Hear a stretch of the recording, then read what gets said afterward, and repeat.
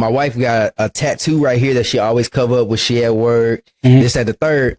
And I think that we're so conscious of it that it kind of cripples us. Because my dad told me for the longest, when I first started growing my locks, because when I got the Army, I cut all my hair off, went completely bald and started growing locks. Damn. And my dad told me, he said, you will never find a job. You can't be successful because they're going to view you a certain way. He said, what professional person do you know other than athletes has dreadlocks? And I started looking, I said, he's fucking right. I don't think anybody does in a professional setting, but I don't think that should hinder me. My hair shouldn't hinder me if I can still, walk around in life and be a professional person. If I can still hold myself to certain standards, you shouldn't give a fuck about my hair. That's how I think. See, in all honesty, I agree with you, and I do think like that. But unfortunately, the job I have, they just don't allow it. Like, I'm not allowed to show my tattoo. No, I mean, this is crazy, man. I'm not allowed to show them. I have to wear. They prefer me to wear button downs. Yeah, but I wear just a cardigan. I wear different cardigans to match, what my outfit is. But I mean, they do it to white people too, though. They do it to white people too. So it's everything. But I look at it like this. I already have tattoos on my face. I can't cover them up. Where? Right here. I got my initials right here, and I got angel wings up here. Okay. I feel like that I read it. Like, I don't care if I got that, because I don't let that. I have people stop me. Hey, what is that? What is? People say stuff to me about it. But unfortunately, I do understand that I don't think like that. But somebody, if I'm corporate America does, if I'm catering to you, yeah, definitely, I have to cater to what you expect. I agree. Respect. I understand that. So I can't expect you to spend $5,000, $10,000 with me, and you think I look like somebody who a fucking TV shows this person and that person. So me personally, I mean, I don't feel like my hair hindered me, but I think that my hair hindered me. I understand. I felt like I wasn't making the same money. I'm closing deals to where I make $10,000 at a time, $5,000. But I feel like when I had hair and braids, I wasn't making it. That you feel like that they weren't taking you as serious because of your hairstyle. I feel like that's so crazy to me, man. I mean, I know where you're coming from now. Yeah, and I feel like, and it was crazy. A woman came to me, and she was like, baby, I love your hair, I love your style. She was like, but these white people don't accept it. I agree. And she told me that. She was like, get to where you want to be in life and then grow your hair out. She said, I'm not telling you that because I want you to cut it. I'm telling you that because unfortunately that's how life works. Yeah, sadly. And it's crazy. As soon as I cut my hair, like the next week I cut my hair, I was back making $10,000. That's so back crazy, making $5,000 sales. I think I lost contracts because of that. Because a lot of my work is over the phone getting these contracts. So I talk to these motherfuckers like I was getting military even though I got kicked out of the military, I was getting military contracts, thousands of dollars. I'll be on the phone with these motherfuckers. Yeah, I can do this. Yeah, I can do that. Real professional. I get they load when I'm picking it up. I'll be on a military base. They be like, we need to check your background. Like, y'all motherfuckers cleared me over the phone. Yeah, we gotta do this, we gotta do that. We just gotta make sure you want to up and up. I'm like, damn, I wonder if this shit is because of my hair. I wonder if it's because of and I only got little tattoos, you know what I'm saying? I'm like, I wonder what it could be. I don't know if I don't sound black on the phone or if they can't put a face to the voice on the phone. But when I get to them in person, everything fucking changed. I'm like, why is this shit like this? You know what I'm saying? I mean, I hate to say that. I mean, like I said, I don't agree with it. I don't think that it was right. But I mean, I did respect what that woman told me. And she was like, baby, just do what you got to do till you get there. Yeah. When you get there, grow your shit out. Have your shit as long as you want to get. Yeah. But right now I'm in a position to where I need it. I gotta have it. So I gotta conform. I was about to say you gotta conform. Now, do I agree with it now? But I mean, I ain't gonna lie, I was blessed to have good enough hair where I can do waves. I can cut my shit off. I'm grayed up, so I ain't tripping. My shit look good. Bro. So I know cause they my shit look good like this. I ain't doing no motherfucking tripping. They looking at my shit, they like, oh yeah, I mean, I feel like, but me personally, I prefer to just be shit. I prefer to have my shit braided because I'm going to get my shit braided and it wasn't like it wasn't neat. I was going there every week and a half. Man, look, I get my shit retweeted. Tawana used to twist my shit up. Like when I first moved to Longview, I ain't know nobody out here. So I got with this girl that fucked my hair up. I don't know her name, so I ain't gonna put her on blast. I wouldn't have done it anyway. But she interlocked my shit. And now where she interlocked it, when I got it done, it was like this long. So now where she interlocked it, my shit be falling out. I'm like, fuck, man. So I started fucking with Tawana. Tawana did me right. She did me right for a very long time. You know what I'm saying? Then I had got my youngest daughter to get locks, and Tawana was doing her good. Then my youngest son got locks. Tawana was doing him good. You know what I'm saying? Then Tawana moved to Austin. So I was like, fuck. You know what I'm saying? I got to find. Can we cuss and stuff? Yeah, we cuss on here. Yeah. So I had to find somebody else. Luckily, I found this other lady. She's real good with it. But I said all that to say, I didn't know, even though my dad had pre-warned me about how my hair could affect my relationships with my environment and my community and all this, you know, relationship type shit. I didn't realize how true it was until I started branching out on my own. Because when I'm working for a company, them motherfuckers ain't give a damn. They was like, oh yeah, you go make us money. If you coming in at this time, you getting off at this time, you doing all my work. They treat you as diversity. I was employed of the month like a motherfucker. You know what I'm saying? They look at it like it's diverse. He looks different. Bro, it got so good that I was training motherfuckers on how to work. I was like, hey, this is what you need to do, this is where you need to go. I was opening up brand new stores for them. Like I was their, not just token black guy, I was their token employee. And I had my locks. So I didn't think shit of it. Yeah. But then when I branched out and started my own business, and started trying to get in these little circles with these, you know, $1 million, $1 billion companies, they weren't taking me serious. Now I was like, oh, this a bitch, bro. Yeah, it's crazy. I'm gonna be completely honest. I'm gonna say it. I mean, I ain't gonna tell where I work, but I know I'm the token. Really? Damn. How it feel? Stressful. Really? You feel like you always gotta be good at your shit because you black? I got to be better. I think my wife like that. I got to be better. I can't be good. I got to be better. I got to be better. I can't never have an off day. Damn. I can't come in there. Oh, this and that going on. Now I got to show up and prove every day. I really think that's all of us. I got to come in there right now. It's a Saturday night. And see, that's what I didn't want to, you know, bring the camera to her or nothing, but I feel like, does that add a layer of stress to what you do? Feeling like you always have to be on your shit because you're not only just because you're black, but people look at you a certain way in your job position. Like, oh, we already don't think she can do this. But if she don't do this, is that, oh, we were right. She can't hold this shit down like she's supposed to. Ain't that fucked up? Yeah, it's fucked up. It's a fucked up feeling. How do you make that change? I got to go and work every day on my A game. How do you? But nobody else, I won't say nobody else is held to that standard, but people, do you think it's just in our community and in the collective mind of black people that we have to be held to this certain standard because of how white people already look at us and how we think they look at us? You know what I'm saying? Unfortunately, unfortunately, it's plate that's being made. And then what make it even worse is you got black people who feel like you supposed to relate to them because you black. That sucks too. So you got to come in with that understanding. I mean, I got to stay explaining to black people that I can't look after you just because we black. They could come on. That don't mean shit. Like it's stressful. It's stressful. Like I love my people, but like I got partners. For instance, I still won't say no names. I got partners that want me to move something from Texas for them to fucking, like, let's say random Phoenix, Arizona, right? A company would pay me like 6 racks to do that. My partners be like, hey bro, I could pitch you like $600. Yeah. I'm like, nigga, that's not even gonna pay for my fuel to get there. Like, I understand we partners, we black, but bro, I can't give you the 5-finger discount just because we black, bro. Like, I would never, cause I wouldn't ask you to do that. I say my partner owned a multi-billion-dollar business. Say he the owner of the fucking Cowboys. I'm not gonna say, hey bro, give me season tickets for free. Fuck no. Let me pay you for what? Shit, Flip, even though I only know you for a little bit of time, even when we met and, you know, we had the interaction we had, I'm like, shit, you cool, bro. I'm like, but I got to give you some bread. You know what I'm saying? Like, even though I fucks with you, even though we ain't been knowing each other a long time, I fucks with you. I think I see the type of person that you are. You know, our sons are cool. You know, my wife for a long time. Like, but still, there's that, I don't give a fuck that we cool. I don't give a fuck that we black. At the end of the day, we still people. And we still got to interact as people outside of our skin color and shit, bro. Like, see, I get that from. When I fuck with people, I fool with them. You know what I'm saying? You know what I'm saying? I show real partnership. You know what I'm saying? Yeah. Like if we doing something, me and Joe riding, and I got it on me. You know what I'm saying? I'm not gonna be like, hey man, go and give me 5. You know what I'm saying? Even if he try to offer me something, I'm like, nah, bro, we good. We just gonna ride it. We gonna do our thing.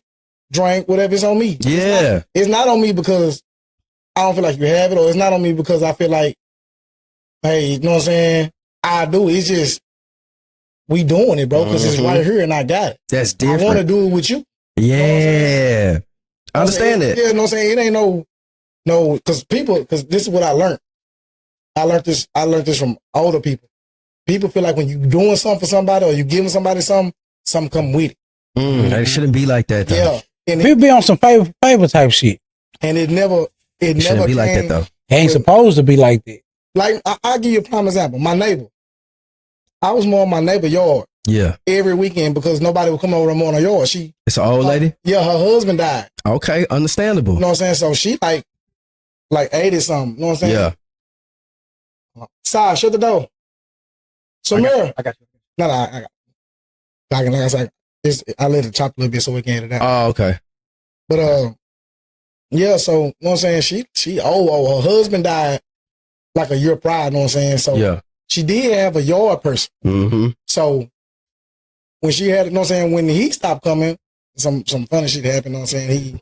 He ended up beating out some wild shit. So yeah. I noticed that our yard wasn't getting mowed. Mm-hmm. So and it's some funny shit. Yeah, because you know what I'm saying, our yard was steady getting high and high. And the funny shit was, I think he wrote like a $1,500 check. Some crazy shit. She wrote him a check, and he definitely cashed it. Damn. So what happened was, I was like, man, I just got done my yard. I'm on a push mower. Mm-hmm. So I'm like, I went over here and mowed the yard, you know what I'm saying, back and forth. And the neighbors, her sons, now, man, why you doing this? You know what I'm saying? I'm saying, shit. Good Samaritan. I mean, yeah, good Samaritan. But I'm just like, shit, I mean, it ain't getting done, and you know what I'm saying? So I do it. So it came a point to one day, I mowed a yard, or I forgot what I did. I did something for her. And I can't remember if it was a cousin or something. But either way it went, her and my old lady kind of had words. Because she thinking like, I'm trying to get something up out of this motherfucker. Yeah. But she don't realize I've been doing this for months for, you know what I'm saying? And I'm just hurt, man. I'm on and going in my house, minding my business. But they looking at it like, I'm either plotting to get something from her because she old. That's bad, bro. But you know what I'm saying? When I grew up, my next door neighbor, we fool with them, you know what I'm saying? Yeah. They was like family. They come over on Thanksgiving, come over. You know what I'm saying? So that's how a community should be, though. So my next door neighbor that stayed next to me, the one that stayed across the street from me, really the four corners, we don't hang. Yeah. But I know I can go knock on your door and speak to you. You know what I'm saying? Yeah. You invite me in, I can sit down. Mm-hmm. But I don't expect nothing from y'all. You know what I'm saying? Because I know if you see me out, just like my neighbor not too long ago, he saw me outside working on him with the wood. He pulled up on me, hey, I'll be over here later on to help you out. Yeah. I didn't ask for it. You know that's how it should be. Exactly. It's offered. See, because how you said it earlier, you didn't say the words I'm about to say, but I think it shouldn't be, favor for favor. But how I said, like, if I had a partner that owned the Cowboys, it should be offered. You know what I'm saying? Mm-hmm. If it's real, you know what I'm saying? If my partner was like, hey, I'm going to give you this, and I try to pay you, be like, nah, this off the muscle. Like, nah, this off the muscle, bro. We rock with one another, you know what I'm saying? That should be the real deal right there. Like, if I really want to do something for you, I don't expect nothing in return. I got so many partners, especially from the military days, that I done lent money to, I done pay rent, I done pay mortgages. But like, all right, bro, here, hey, bro, I really need this. I really need $1,600. All right, bro, if I got it to give to you, I'm gonna give to you, and I don't expect it back. Now, I'm not saying if you give it back, I'm cool. I'll take it back, but I'm not about to press you for it. I would never give you something that I'm gonna press you for. You know what I'm saying? Because if I gotta press you for it, I'm not gonna give it to you because that's gonna mess up our relationship. Yeah. But like I said, if it's offered, that's how you know I really fuck with you. Like, it's a kinship. You know what I'm saying? It goes. Look at it. It goes deeper than, but it goes deeper than skin color. Cause this can go from black to Mexican, Asian, white. It goes to any of that. Cause if I really fuck with you, I fuck with you, and it shouldn't have to be, bro. Hey, you should, man. You ain't gonna give me the discount, nigga. We black. Like, that shit's stupid to me, bro. I never asked for the discount. You know what I'm saying? That shit dumb to me, dog. Personally, if I give it to you, bro, I'm honestly, I don't want nothing to do with it. Yeah, you know I agree. I don't want it back. I'm not finna ask for it back. Mm-hmm. None of that. But if I tell you that I'm gonna need this back, yeah, that's me telling you. Yeah, for real. It's very rare I'm gonna say that. Yeah. But if I say it, that would come with it. I need it back, bro. Yeah. It should be no problem. Should be no issue. And I had a partner that I fell out with behind it. See, and that's what I'm saying. I told him, I said, hey man, I need that back. You know what I'm saying? I got to go pay for something. We got shit going on too. Yeah, you know it's life. My son in my life now. It ain't just me and my old lady. So facts. Everything is accountable. And plus, this is a high bill I got to pay. Mm-hmm. So I'm gonna need that back. Yeah. That I got you. I have to you tonight. Turn into a whole month. See. And I'm hitting you. I let you make it for 3 weeks. Then I back door. I hit you up. You say you coming within that. You know what I'm saying? That same week period. You don't show. Now I got an attitude because now I got to come at you wrong. See, man. It's not the point that I couldn't pay for it. It's the point that, bro, I told you what time it was. Exactly. And you chose to just be like, you irresponsible. Yeah, you know what I'm saying? Yeah. You playing on my time when I told you what the issue was. Yeah. You know people try to take advantage of you. Exactly. You know what I'm saying? And so when you play with my emotions like that, and I know how I treat people. Yeah. You know what I'm saying? Because like I say, like we just said, if you get it from me, you got it. Yeah. But if I tell you that I need that back, I'm telling you for a reason because I don't even feel comfortable telling you I need it back. Yeah, exactly. You know what I'm saying? I'd rather it just flow in the wind. Mm-hmm. Because when I need it back, you know what I'm saying? Hey, you need to think in your head like, damn, I ain't never heard him say this to me. This shit must be serious. Yeah, you know what I'm saying? Yeah. Well, I can't make people think how I think. Mm-hmm. If Joe tell me something and he say, oh, I need that back. Oh, he might really need that. You know what I'm saying? Mm-hmm. It's a reason why he put that little extra on there. Yeah. Because we partners. So it's been times where I got a bunch of stuff from Joe. Mm-hmm. And Joe been with me. He been with me every day. He ain't said nothing about it. Yeah. Same way with him. You know what I'm saying? He got something for me. We hanging. Ain't nothing came about it. Yeah. That's because you genuinely gave it to me. You know what I'm saying? Yeah. That's how it should be. And if you put, you know what I'm saying? Because you got a partner that you can get something from and then you be side-eyeing them every day. Yeah. You shouldn't have gave it away. Fuck no, exactly. Exactly. That's what I'm saying. If I ain't got it to give, I ain't giving it. Yeah. If I ain't got to give, you can't have it. I'm lying because I have been in the point, like I said, I was homeless, but I had partners I was so cool with while I was homeless, and it was toxic then too. Let me try to break it down. I had a partner I called Fat Boy, one of my closest partners back in the day, and the reason I realize now what I didn't realize then, we were so close when I was homeless because he didn't have nothing going on for him. So he would come to where I was. He would bring, that's when we was on them 40s and them still reserved 211s. He would always make sure I had something to drink because it was getting to pass the day. But then when I got back on my feet, I was like, man, I want to kick with my boy Fat Boy. I wonder what he got going. But he doing the same stuff, just drinking his life away, working these little temp service jobs. I'm like, this is my partner. I want to try to elevate him. So I'm trying to, hey, bro, let's do this. Let's do that. Let's go here. Let's go there. And I can't afford it. I'm like, bro, it's on me. You was my partner when I was down and out. I got you. But when he keep doing this same stuff, it's a cycle. And I'm like, dang, man, I'm lending him this. I'm doing that for him. And I felt like I was kind of obligated to do it because he held me down when I was in a bad spot. Mm-hmm. But then when I started to elevate, he didn't try to elevate with me. And then I'm like, oh, man.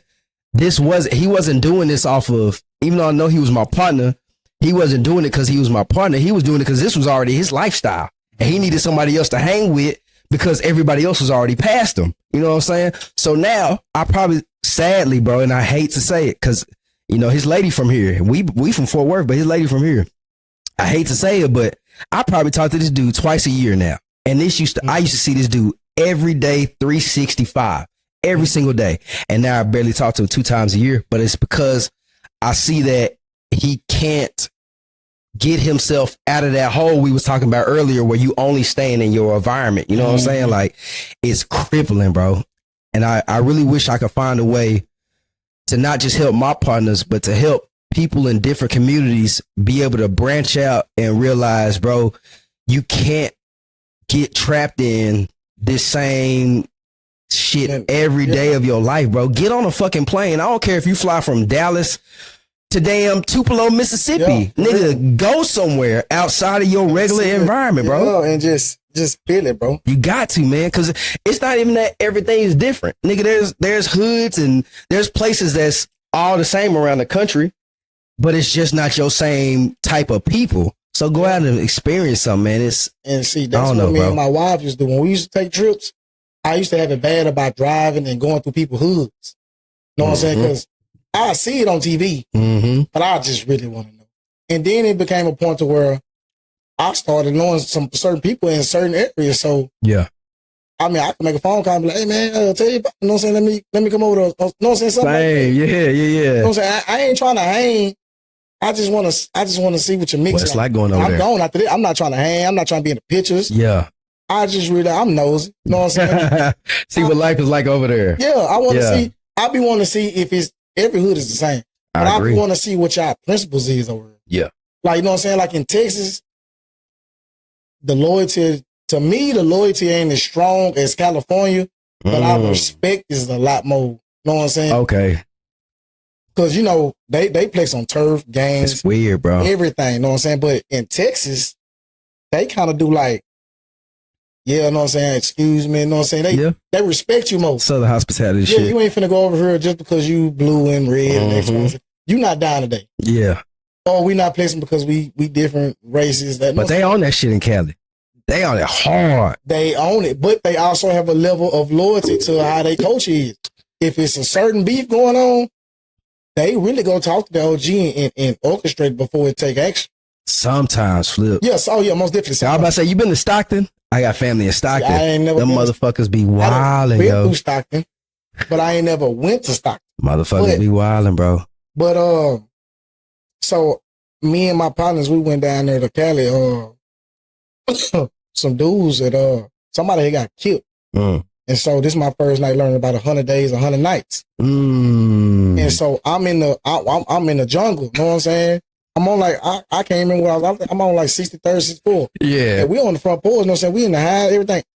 Bro, they dumping every other. Clear shit out, boy. Airing it out. Man, so they saying, man, y'all came down here on the wrong time. Damn. But y'all good over here. But it's still a ghetto bird just circling nonstop.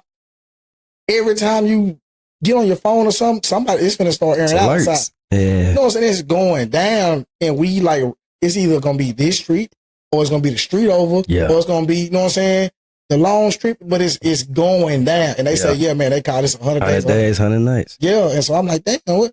They say, yeah, shit. You know what I'm saying? One of the homies got killed, so shit, that's how they get their shit back. Yeah. And I was like, that shit, I respect it. And then, like I say, they do the color thing down there. Like a motherfucker. I went down there one day, black and gold. I still got the shorts to this day. They Jordans, black and gold. And I had the 12s black and gold shirt on. Somebody had a problem.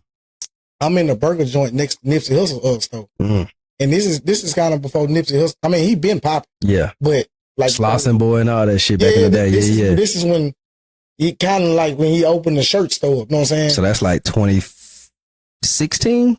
Yeah, it's early. There. See, I didn't really know I knew who Nipsey was, but I didn't know him though. You know what I'm saying? I knew that they kept saying that, you know what I'm saying, this Black Salmon. You love him. Yeah, I done heard of him, but I hadn't put his songs in. You know what I'm saying? I done heard his songs, but I ain't putting his name with the song. Yeah.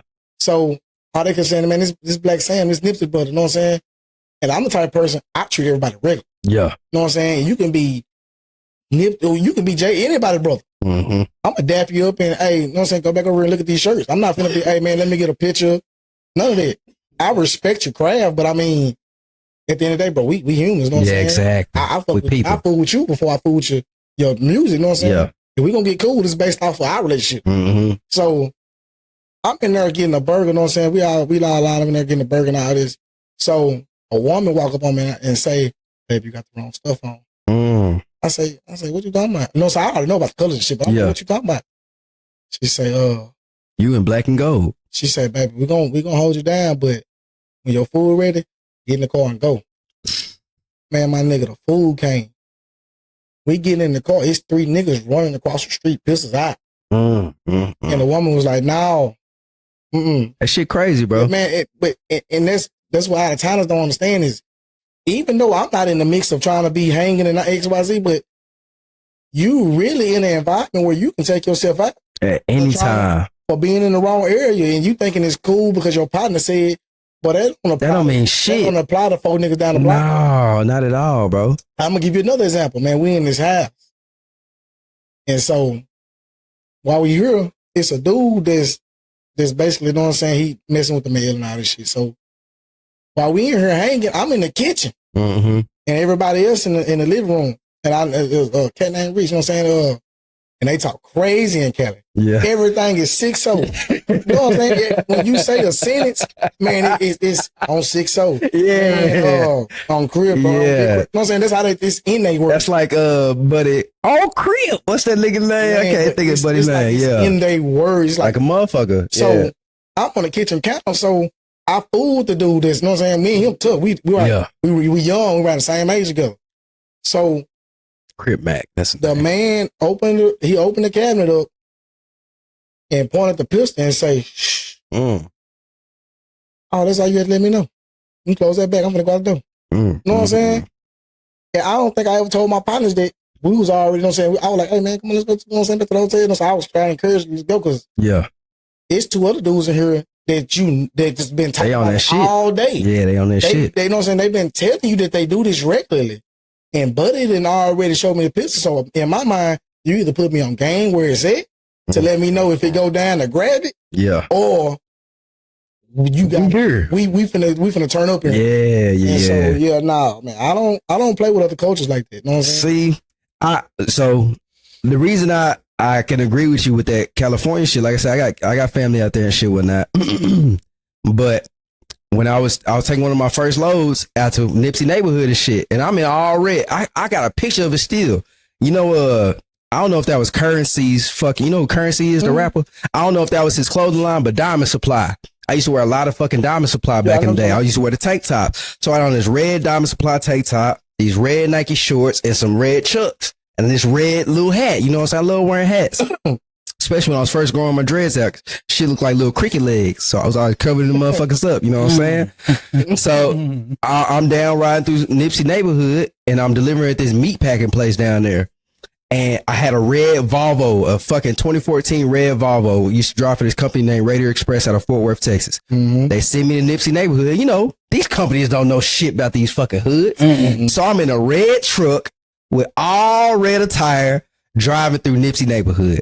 I get down there and you see niggas on the corner, like I said, like in fucking Detroit and shit. You see niggas on the corner. You see niggas around the meat packing plant. So my partner T Dixon from the military, he had put me on Nipsey back in like fucking, I don't know, 2012, 2013 or some shit. So I know these niggas Crips out there. So I'm like, fuck, how do I carry myself wearing this shit, delivering it at this place? I will, yeah. And it kind of, I won't even lie, it spooked me. It got me to the point of where like I can get my life taken trying to do my job just because of the colors I'm wearing. And that shit never sat right with me. Cause like you said, your favorite color black, as you see, my favorite color black too. I should have known, I should have been cognizant of where I was going, but that shouldn't affect my everyday fucking life. And I hate that shit because as a youngster, I was jumped in the bloods. I've never banged it. I've never claimed it. None of that shit. But I had a, he shouldn't have been banging in the first place. I had kinfolk from fucking Montgomery, Alabama that moved to Colorado with us when I was young. And he met some fucking hoodlums when we out there in Colorado, unfortunately, that became bloods. And they was like, you know, you want to get down? I'm fucking, I don't know, 7, 8 years old. And they beat the fuck out of me. Like beat my ass and jumped me into the bloods, right? But like I said, I never banged it, I never claimed it, never threw signs, none of that shit. But my favorite color became red because my kinfolk was always wearing red. His homeboys was always wearing red. So I'm like, yeah, they cool. Even though they beat my ass, they cool. So I want to wear red too. So it stuck in my head my whole life until that day when that happened. And I didn't feel safe delivering to that meat plant because you can't be strapped in no truck. You in a commercial truck that's government, that's fed shit. Can't carry no gun. So when I didn't feel safe doing my job is when I realized, damn, I kind of got to switch this shit up. I can't wear red when I'm going to fucking this place, that place, or the third. I can't wear blue when I'm riding through fucking certain parts of Fort Worth, Texas, because these niggas bang blood. I can't wear, nigga, I didn't even know you can't wear purple in some places. I was like, this shit is fucking crazy. And that's, I say that to say, I wonder if that's like a disease in our people because, oh shit, my bad, Flip. Because if you can't be comfortable, because I bet you there's places that'll trip on you for wearing the shit that you wearing, probably up in Chicago somewhere. Yeah. And that's fucking insane. Let me wear fucking clothes if I ain't got shit to do with you. I'm sorry if your partner got killed by niggas that was wearing this color, but I ain't got shit to do with them niggas. Like, let me be me. You know what I'm saying? How do you think, I ain't trying to put you on the spot, but any of y'all on the spot, with a lot of these problems that we have in our community, and I hate saying that we have them, but I just gotta be real about it, with colors, with words, like I can't even call my partner dog. I'm like, what's good, dog? He's like, we don't say that shit around here. And nigga, that's a common word to say what's up. Like, how do we get past this shit as a people to keep each other safe with just words and colors, bro? We should be far past that by now, shouldn't we? Should wanna be. We should be though. Should wanna be. I mean, I ain't gonna say we should be, but see, I mean, that's why I say I'm gonna go ahead. That's why I say I don't fuck California. I don't. Right, man, you can't even wear certain hats down there. Like a motherfucker, you can't wear certain bro. hats. Like, for instance, I might be in Houston, hats, and you hats, can't wear a Houston hat because you don't wear this. Grape Street might wear this type of hat. Come on, bro. I ain't got time for all them damn politics. Not at all. And with that being said, I don't fuck with California. I don't care if I offend nobody by saying that. I don't fuck with California. But you see all these California motherfuckers moving to Texas. You keep their ass on. Come down. You know they ain't coming to Longview though. Come down with that bullshit. Nah, they ain't coming to Longview. I got a home man. Let's tell you, I got a homeboy from the Bay. Yeah. Shout out to my homeboy Taryn. He from the Bay. I ain't talked to him a couple years because we just didn't lost track. But yeah, he that's who broke down a lot of this. That's why I said I don't fuck with California just based off. I know people from down there, and like they didn't told me like, hey, yeah, we do this. That with the shits. And I'm like, bro, it ain't that serious. It ain't, bro. Like it ain't that serious. To us, to me, it's not. It's that serious to them because I get it. You might have had Ray got shot because of that. So you mad about that? Is it not childish? To we us, can't call it, but see, we can't judge though. We can't call it childish. I can't say it's childish to me because I don't understand it. Exactly. But if I understood and I lived it, I probably would think about it different. Completely. That's why I respect it. So when I say I don't fuck with Cali, I respect Cali all day. Yeah. I got love for Cali because there's niggas in Cali there. And I'm black, so I respect us as a people. But when it comes to their politics, their posture, how they go about shit, I don't fuck with Cali. That's why I say I don't want to go down there. So what about banging? I mean, banging to me, it's just stupid. So it's a clique of niggas right now. It's a follow the leader mindset. Why do you think that's dumb though? Because why am I following a nigga? It's one nigga telling me this. Because you grew up, like we spoke on this earlier before cameras started rolling. You grew up in a society where, okay, say you were an only child like you were. If you were an only child in California and you see these niggas getting money, or you see these people, quote unquote, taking care of their community, or you see a brotherhood that's banging, so it comes with guns, it comes with violence, it comes with this and the third, but it also comes with a camaraderie. And you don't have that as a single child. And now you can find a way to make money to where your mama ain't stressing. Now you find a way to make money where you can put clothes on your back, shoes on your feet, fucking food in your fridge, but it comes with violence. If I was in California, I'd probably be in a gang. So how is that dumb? I'd probably be in a gang. But that's what I'm saying. So we can say it's dumb because we didn't have to do that. But, and I'm not saying people have to do that, but you kind of, unless you play sports, they leave you alone mostly if you play sports, or they can see you getting up out that motherfucker. So at what point do it turn violent? It turned violent today. It turned violent today. You ain't with sit. Exactly, but that's what I'm saying. So what type of set are you in if you got to go through that? I don't know, bro. And then on top you're gonna be a square. So look, they're gonna treat you different for being a square. And they gonna start beating your ass. Yeah. Name me one hood right now that's known. Here, like I'm talking about, like known, like any hood set, any hood you know, what positivity comes from. Just name me one hood that has positive actions coming out of it. Or are we looking at the image that they uphold as the banking and we done this and you come over here playing, we're gonna get on your ass. We done caught this many bodies. We done did this XYZ. We done took you out. But ain't nobody said how they paying grandma bills. They ain't paid, you know what I'm saying? I think, and it's the only, I ain't been there, let me say, I haven't lived there in a long time. But I think where my mama from, where my daddy from, where I was born, in Como, Texas, in Fort Worth, like I said, I told you earlier, they try to gentrify it. But I think that so many people lived in that hood and got shot. Shit, my uncle then, unfortunately, and I ain't gonna say his whole case, my uncle got caught up in shit in the hood. My daddy got caught up in shit in the hood. But from that, when my mama moved us out, I was able to bring positive energy back there and bring some of my old friends from when I was in the hood back out of that shit. So I think the positivity does come from the violence. Unfortunately, the violence has to happen for people to see this ain't the fucking way. This ain't the way. We gotta get our kids out of here, and then maybe our kids will be able to get their friends out of there, and then we'll keep people from going in there when there's violence. And that's true. You only grow from experience. And that sucks. But what I'm saying is, as a unit, and this is where I say that black people are fucked up, because let's just say you ain't from here, so I'm just gonna say 2 apartments. You know what I'm saying? Because you got Bel Air and Jerusalem. Let's just say they get into it. That's over here? Yeah, it's over here. You know what I'm saying? It's a world war zone. You know what I'm saying? We know they don't fool with each other. Yeah. At what point does this keep carrying on?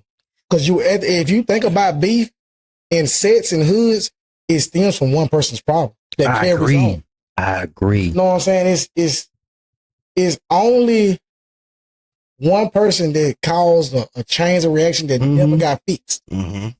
It's like that in every hood. Yeah. And the majority of it is behind a female. Ooh, that's a lot of times it got to do with a female. That's what I got beat up. That's what I got jumped for. Some damn females. Yeah, that shit's stupid. What happened when we went to Vegas that time? And old dude tried to press me in the restaurant. You remember we turned up? He was behind a female. He got mad because I reached in front of her and grabbed the ketchup. But he didn't know that I was with other people. Mm-hmm. So I was like, man, you tripping, you know what I'm saying? You might let it go. Mm-hmm. You know what I'm saying? Enjoy your day. Yeah. Don't turn this shit to something else. That's what I told him. But he said, nah, fuck that. When he said fuck that, come on, bro. They heard it. That's that ego. Yeah, they heard it. So now, that pride, man. Soon as they open their mouth, now you bullying. You I mean, shit. It's too late. Yeah, you know what I'm saying? They on green anyway. You know what I'm saying? They on go.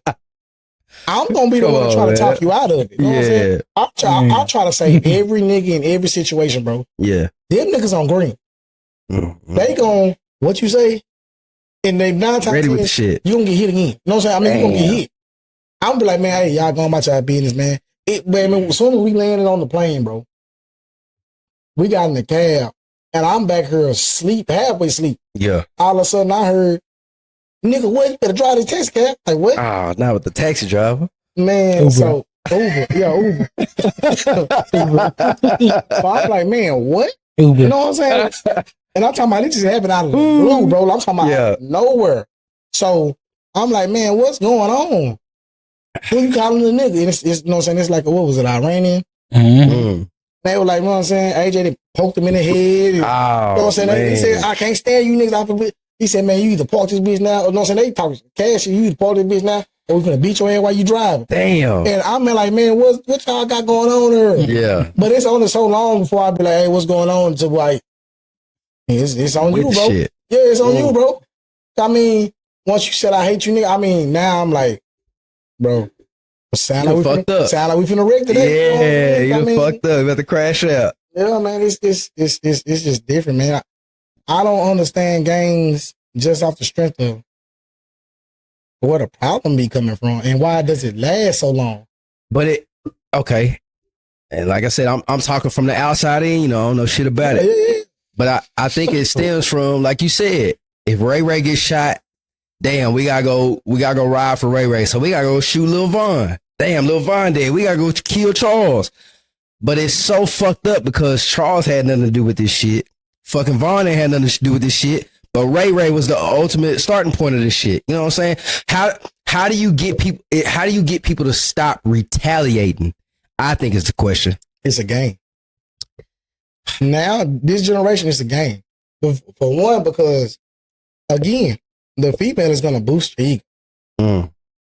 If you the most violent, you know what I'm saying, you splashing your money, you walking around, you with the coolest people in the coolest crowd, she's gonna like you. You know what I'm saying? I don't know what attracts that shit's so dumb, bro. To me, love it. To me. And then he go over here and choke you out. And then you be like, but he treat me so kind.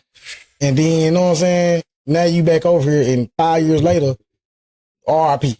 That shit sideways, bro. You know what I'm saying? Or you saying you ain't really like that. You exposing all the man weaknesses. Yeah.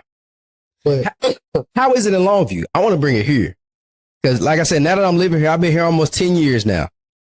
How is it in Long? Because to be honest, I've never seen the shit. I've never seen the closest thing that's came to it. I have extended family from my wife's side whose family has been gunned down. Like 2 people have been chased down and gunned, and y'all probably know them, have been chased down and gunned down out here because of gang violence. And it has left a woman without 2 fathers of her children. I think she got like 4 kids now that have no fathers. And it's fucked up because she's a great woman. She takes real good care of her kids, but now they don't have dads because of gang violence out here. What are motherfuckers beefing about out here in Longview, bro? This is a small fucking city. Nothing. He said nothing. I'm talking about nothing. But how do you say nothing if you were also, have you ever been in situations out here like that? Yeah. What did it stem from? Female. Ain't all the time. That's why it can't always be a female, bro. Come on, fam. I ain't got no beef with no niggas or no female. Okay, what you I'm got? not I ain't trying to air your situation Every out. time you got to it for your partner, what has been behind, Joe? Yeah, it might have been underlining. Something. I'm telling you, bro, them female play a major role. It got a lot to do with ego. A lot of times, I'm tell you something. I mean, nowadays, back then, it was a little bit more details with it because you got to tell a situation to tell how it really went. Yeah. But nowadays, it go to where nigga ain't getting beat up in front of that camera. Oh, hell no. Niggas not getting beat up in front of that camera. No. And that goes from the female. Because think about it. If you get into a fight, me and you have a tussle right now. Mm-hmm. I can beat your ass. Mm-hmm. But if you black my eye, they gonna say I got beat up. Like a motherfucker. You could win the whole fight. Yeah, I got one good lick on your ass. Yeah. But when I get in front of these females. But look at his face though. I seen Joe last night. I was that nigga, he got beat up last night. Now you wanna come shoot me, Joe? Now I feel like I gotta shoot you because damn. Now we fight again. I ain't fighting again. I'm finna shoot you because you ain't finna have me swole up. I feel like that's what niggas be thinking. But you can't cancel that out though. But I can't prove that and I can't tell you that. But I feel like that's what it got to do with it. But you can't cancel out somebody's ego unless you put them on mushrooms. You can't cancel out nobody's ego unless you realize, that's a battle between them and themselves. Yeah. The way you deal with ego, the biggest ego death is to look at yourself. But the problem goes to where you ain't got no guidance.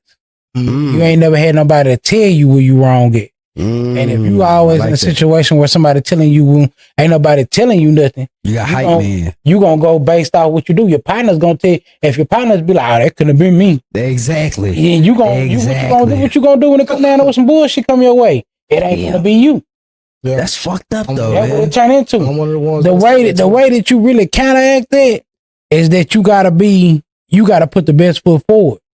What I started learning is that I gotta start treating myself how I want to treat others.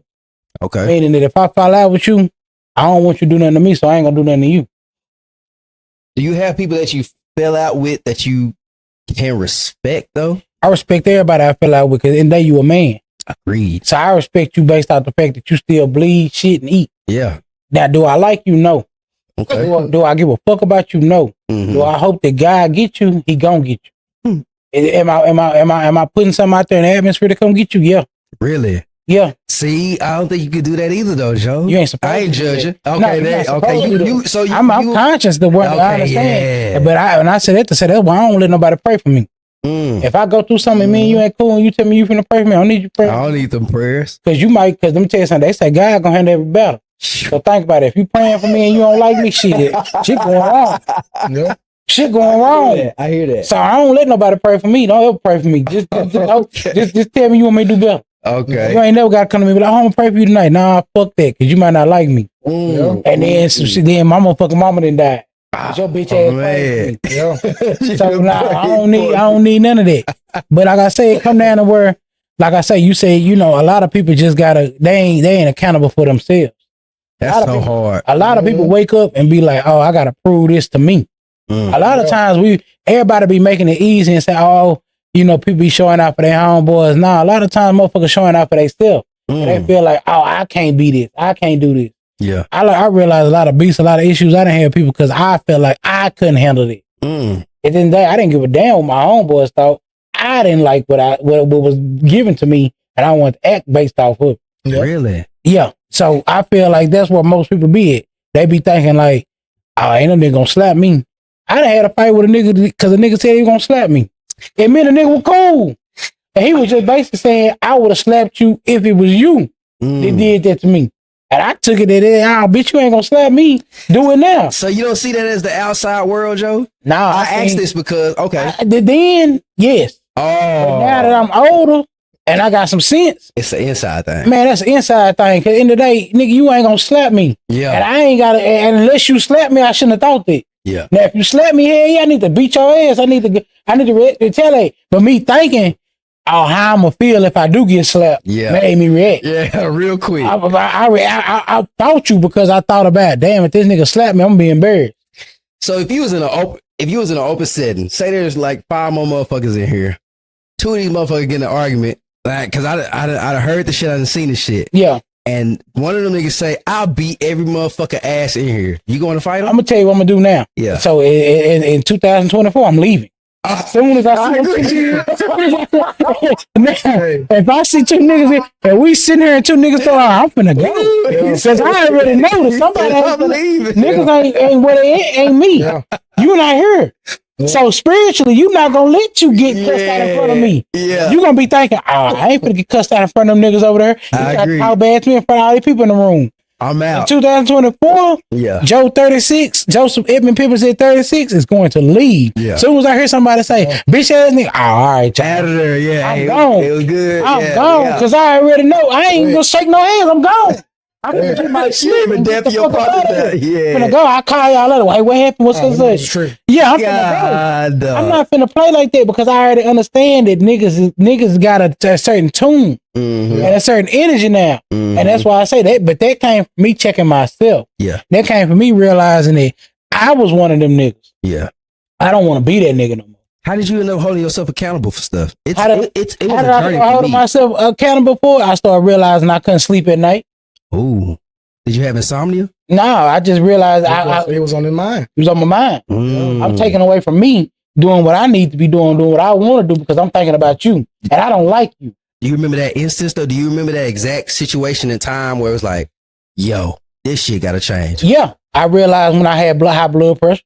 Oh, that's a motherfucker. That's high a killer. Blood pressure. I realized black men. That's I realized my energy. I'm taking situations to other situations. I'm mad at you, but I take it out on him. You carrying shit. Yeah. I'm walking into a situation where you ain't did that to me. Yeah. But I talk to him with an attitude because of shit you did. That happens in relationships. And when I realize it, shit, it just took me, me always want to be better. Yeah. And like I say, and what made me want to check myself, go even deeper than that. What made me want to check myself is I realized that, this ain't, I mean, I spoke about it on last podcast. I realized like that ain't how I was raised.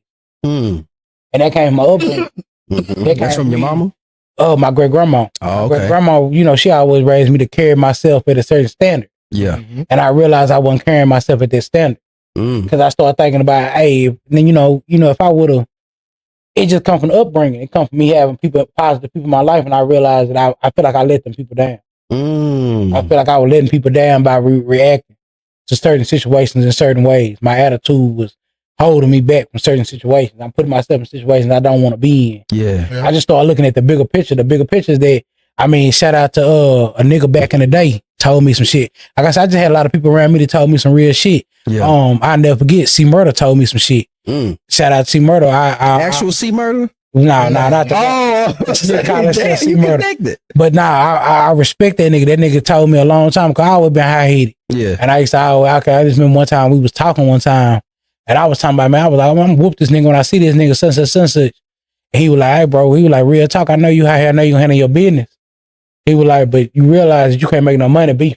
What's it gonna do for you? You don't make no money beef. Yeah. That's what it is. Like if me and you beef and I'm selling something, or I got a product and I'm doing something, I want some people to support me, but you don't like me, you're not gonna support me because of the feelings you got. Yeah. So I realized, when he told me that, I just thought just certain situations, me start getting involved with doing certain shit, me wanting to be in a certain position in life.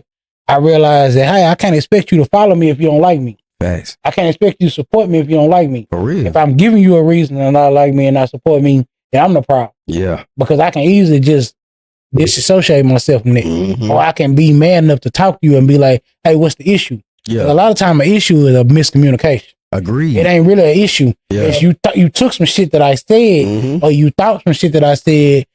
All arguments come from emotion. It's miscommunication. If you check your emotion before you talk to somebody, it'll dissolve an argument. Yeah. Like if I talk to you at a place of understanding, we're gonna get somewhere. Yeah. But if I come at you with aggression, you got a right to be aggressive back. So if I come at you, hey bitch ass nigga, damn, I ain't like that shit you said. There ain't gonna be no positivity there. You be like, nah, bitch, who you talking to? Yeah. That's a fight. Yeah. I'm like, nah, 'cause my attitude, I'ma hit you. Yeah. I ain't gonna give you a chance to even though I came at you wrong. If I come to you and be like, hey, bitch ass nigga, I heard you said this. And you come back with the same energy. And then you be like, nah, bitch, I ain't said shit. Wow.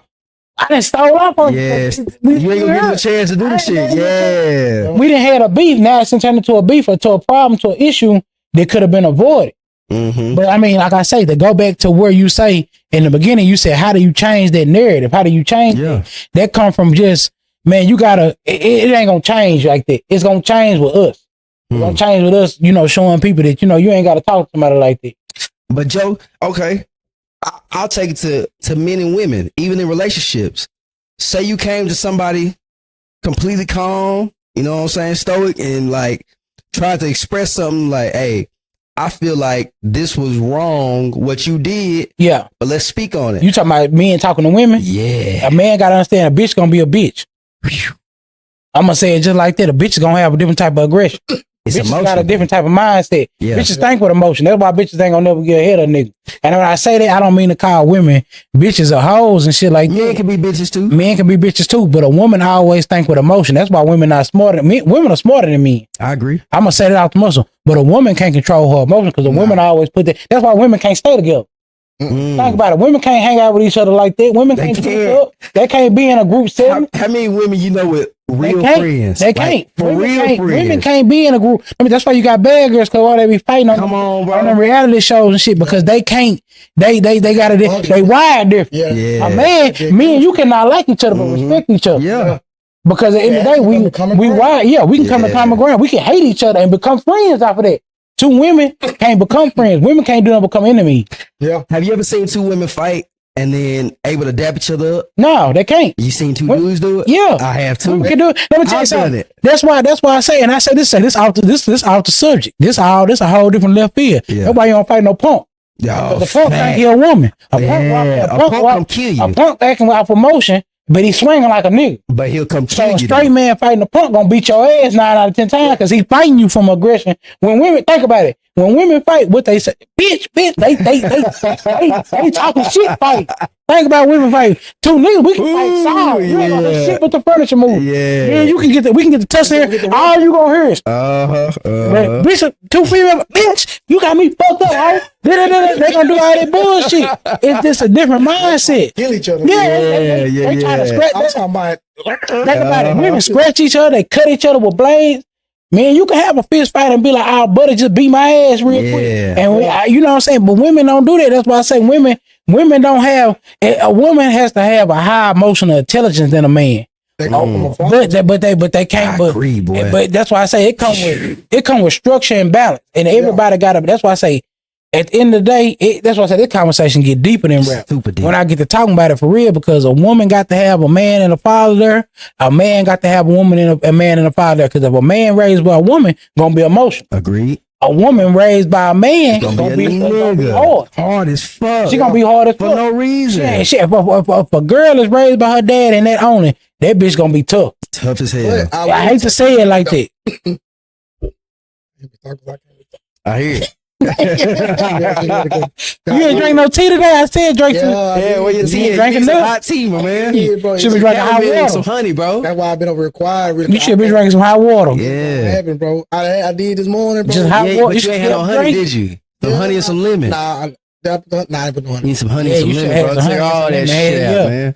But damn, I forgot what I was gonna say. Well, he was talking about emotions, men being raised by a woman only, being raised by a man. I said a woman raised by a man, she gonna be harder than aggressive. Yeah, so she gonna be aggressive. Yeah, she gonna be aggressive. And a dude raised by a woman gonna be a bitch. In this generation, though, so many men got female tendencies because they raised by their mama. Single mother. I'm saying when they come up to bat and raise their child, he's a bitch too. Exactly. You gotta disagree there. And that's why you got gay people. Hold on. Let me. We gotta disagree with that one too. I'm gonna listen. Go ahead. This is my perspective coming in on it. And I'm not saying all men. You know what I'm saying? What I'm saying is you got the toxic male, you know what I'm saying, and how he care about himself, he get tempered fast. Oh yeah. I hate that shit. What I've learned dealing with my child is that they soak everything. So regardless of what you teaching him, he's learning off your action. You know what I'm saying? It's not just yours. No. Okay. He is studying you. Okay, I agree. You know what I'm saying? I agree. Don't get me wrong, because you got to think about it. If that's the case, Cairo would mimic his mama sometimes. Yeah. But his actions are his daddy there all the time. Oh, yeah. So he's studying his favorite person. You're going to see some lovable, soft creatures. You see, he was coming to hug me before we started recording all day. Yeah, that's my boy. That's his mama in him. Oh, yeah. But his personality is his daddy. Oh, yeah. And that's where you get that. I ain't never had any problems with my child. Oh, you know what I'm saying? I ain't never took XYZ, you know what I'm saying? Because he's going off of how you act. He's mimicking you. Yeah. You know what I'm saying? That's why when you hear kids, they go to school and they singing these ratchet songs, the little girls shaking their ass. Can't stand I'm talking about kindergarten kids. It's crazy. They're mimicking. Yeah. Exit the father out. Yeah. Now you in the car with the mother every day. You're hearing music. You're mimicking your mother drinking. She's on the phone frustrated. She's on the phone gossiping. Yep. When you get around him, I don't give a damn if it's a square dude. He's not just gossiping every day. Yeah. He might talk to his partner and they might talk about something, but this is not a constant thing. When female get on the phone, gossip is the discussion, period. I don't care what female it is. They live off of conversation of gossip. What is the next female doing? What's hot in the media? Your child is watching all this. So this is like getting drunk in the living room. You know what I'm saying? We at the party at your crib. You know what I'm saying? Yeah. The kids are playing. Oh, yeah. But they still seeing they right. They're also witnessing us down here party. Oh, yeah. You don't think they're not going to grow up and do that? But I think just like you said, just in my little get together or whatever, I think we held ourselves high enough to where our kids was like, most definitely. Yeah, you know what I'm saying? Like, hey, our parents are out here having a good time, but we still out here in the pool. We are here eating candy. We are here on the trampoline. We doing this, that, and the third. We didn't even look like what we were doing. Exactly. You know what I'm saying? So it's a standard that you hold yourself to. I say that to say, okay, with Cairo, with Fat Man, I hate saying his name out loud, but with Fat Man, I've been getting on him. I've been getting on his ass lately, bro, because I say it as a joke to my wife. I can't stand your kids. And we got kids. We got 4 kids together. You know what I'm saying? I tell her all the time, I say, I can't stand your kids. I love my kids. Even though we share 4 children, I can't stand the kids that you raising. But the kids that I'm raising, they completely different people. When they with me and my kids, A1, we solid. They not crying. They not arguing. They not this, they not that. But when your kids come around me, they want candy. I said they entitled little brats. I said, I can't, your kids are the worst people I've met in my life. And she hate that I say that because they the same kids that I'm raising. Yeah. I said, but we raising them different. I love my wife to death. I love my wife, and it's cliche to say my wife is my best friend. I never understood that shit until I met my wife. You know what I'm saying? Because like we about to go to a Cowboys game next week. I had no fucking clue. I told her one day, I said, man, I want to go see Lamar Jackson play the Cowboys. Bam. She bought me tickets. She just know me. You know what I'm saying? Man, she my soulmate. But the way she raised kids compared to the way that I raise kids is I'm going to be on your ass. You know what I'm saying? Yeah. Like, I'm going to make sure all my kids are self-sufficient. Cairo make his own breakfast when I'm not able to. That's me. Lunch, dinner. I want to make sure, and it might be crippling them because they feel like I have to depend on myself. But at the same time, shit. For real, outside this household, I can't always be with you. You are going to have to depend on yourself at a certain period. Maybe I'm teaching it too early. No. But okay, we say that because we're men. But as their mother, as my wife tells me, nothing. But as my wife tells me, She's like, yeah, our kids will be able to, do this and do that out in the world, but they still got to experience love. I like, shit, I give my kids love. I hug them, I kiss them, I tell them I love them, but she's like, yeah, but you're not chilling in the bed with them watching their favorite YouTube show. I'm like, shit, yeah, I am. I'm watching VeggieTales with them. I know the VeggieTales songs. I know this, I know that. She's like, yeah, but your kids snuggling with you in the bed is different than they coming in the room. I'm like, hey, this mean your mama time. Get your ass on somewhere. And my wife like, come on, baby. I get that but it's both. I think they really do need both of them sides though, Flip. Yeah, I really do. They do. That's why I said a child needs his mama and his dad. Yeah. Mm-hmm. Because a boy with a woman gonna be gonna be a hoe, bro. He gonna have some feminine ass ways. I agree. And he can be tough than a bitch. He can still come out, you know what I'm saying? He can still have that inner, but he's not gonna have that inner work. I agree. And when I say inner working, it's like you're not gonna be able to handle emotion based off of how you feel. Like if you know what I'm saying, you get upset about some shit, you might lash out. Cause if all you seen your mama cuss somebody out when she get mad, you gonna cuss somebody out. But if your daddy there, you see your daddy kind of take it to the chin, you gonna take it to the chin sometimes. Get up and keep fighting. You gonna be like, you know what, it ain't worth all that. It ain't worth causing no scene like that. Yeah.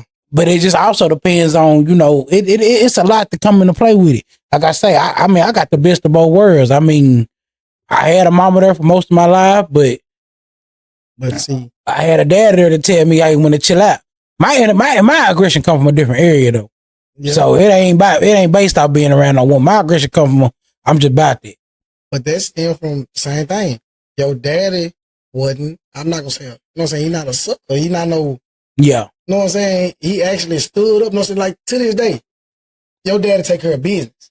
You got people that's your daddy age that's choosing to sit outside with no responsibilities. I'm not saying put the responsibility on him, all that, but he don't have no responsibility at all. You know what I'm saying? Nothing. Mm-hmm. And that, I feel like that affects the child. You know what I'm saying? Man, everything affects the child, bro. Yeah, the child, I'm gonna tell you something, you got to be in your child life. You got to want to be in your child life. You got to be in your child life. Like I say, it didn't take me. It took probably a couple months ago to really just respect some shit. So me and my daddy just had a real conversation. That nigga just told me, you know what I'm saying? He just apologized for not really being there like he's supposed to be there. That nigga was just like, I was trying to make sure you were financially straight.